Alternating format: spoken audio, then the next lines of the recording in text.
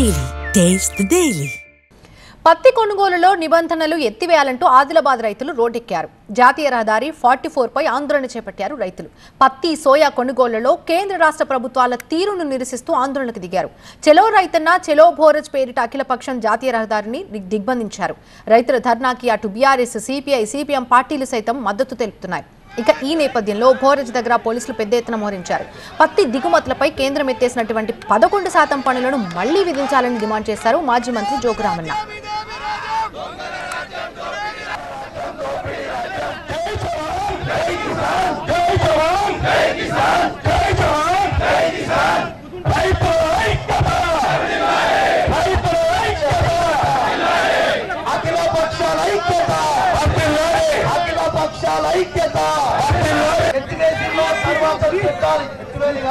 August 19 వరకు ఉన్నటువంటి 11% ట్యాక్స్ని ఎత్తివేయడం వల్ల విదేశాల నుంచి దిగుమతి ఈరోజు మొత్తం భారతదేశం ఉన్నటువంటి టెక్స్టైల్ మిల్లుల్లో కూడా రా మెటీరియల్ నింపుకోవడం జరిగింది.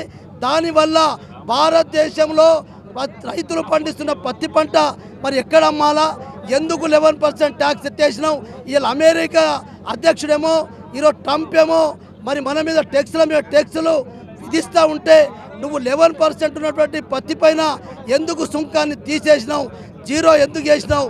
దాన్ని మళ్ళీ విధించాలని చెప్పి ఒక డిమాండ్ అయితే, రెండవది కపాస్ కిసాన్ యాప్ ద్వారా పత్తి పండిస్తున్న రైతులు ఈరోజు ఎక్కడ అందరికీ ఫోన్లు ఉన్నాయి, ఉన్న స్మార్ట్ ఫోన్ కానీ టచ్ ఫోన్లు కానీ డబ్బా ఫోన్లు ఉంటాయి, సిగ్నల్స్ ఉంటాయి.